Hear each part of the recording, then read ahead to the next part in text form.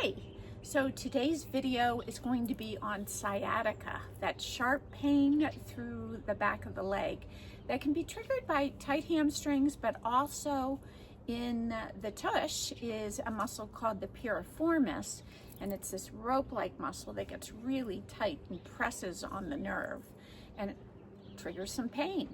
So I'm going to give you two exercises for those that you can do seated or you can do reclined. But before we get to that, two things I'd like you to notice or observe. The quality might not be perfect because we're outside, and I don't use those earbuds. I use an old-fashioned cord that hooks up to my phone if I'm listening to something or talking to someone. I don't really, I've seen some information about the radiation coming from those Bluetooths, and I really don't want it going to anything in my head or close to my brain. So dig into that if you haven't. And the other piece is gorgeous sunny day, and I don't have on sunglasses. So what happens is the sun will come into the eye and it will stimulate or send a message to the pineal gland and the pituitary gland. And then those glands send a message to the body to increase vitamin D production. So if you have sunglasses on, your body thinks it's either nighttime or a cloudy day, and it doesn't need to send nature's way of protecting you from the sun, protecting your skin. So dig into that and consider that as well. So back to sciatica. So sciatica, that sharp pain down the back of the leg. I've had it once. I was probably in my late 30s, early 40s, and it's hard to walk. And if you have it or have had it, I know the feeling. So we're going to start off with a hamstring. And I'm going to sit back. So if you're sitting in a straight back chair, get another chair and bring it so you can bring your feet on it, because I want your spine to be upright. In this upright position, my sitting bones are grounded or pressing down into the bench. My lower belly pulls in and crown of the head is up. I'm going to take both hands behind my thigh, and the thigh bone I'm going to glue or seal onto my ribs and look forward. My elbows aren't hiking shoulders to the ears, but I'll draw my elbows down so there's some freedom in my neck. And then what I want you to really observe is the tracking of the front ankle, front knee, and front hip, because the knee might want to poke out. This is my right leg out to the right. So imagine you've got a golf ball or something small between your upper inner thighs and hug it. And as much as I'm going to kick with my right leg, I'm going to make sure my left leg doesn't get lazy and flop to the left. So belly in, thigh bone sealed to ribs. I'm going to kick. Did you hear that? It was a little snap, crackle, pop in my knee. And drop. I'm going to kick the heel up and drop. What I'm not doing is pulling the knee from my ribs. The thigh bone and ribs stay connected. I look forward. My belly is toned. So that's just simply navel pulling into spine.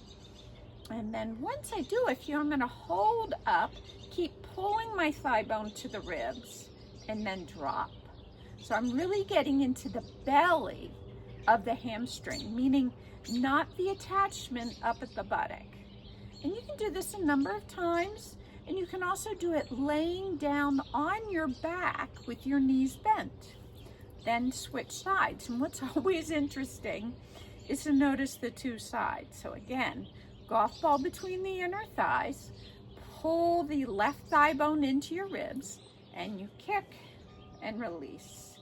And it's always interesting. My whole left chain is so different from the right, meaning it's tighter. I've got that ruptured disc in my neck injury, and I always feel more on my left. So maybe I do a few more on this side. And the foot is flexed. When you flex the front of the ankle and you start to extend the leg, you're sending a message to the front thigh, the quad, to engage. So why not send the body those messages the same way I'm sending the message to my brain to produce vitamin D as I look up to the sun.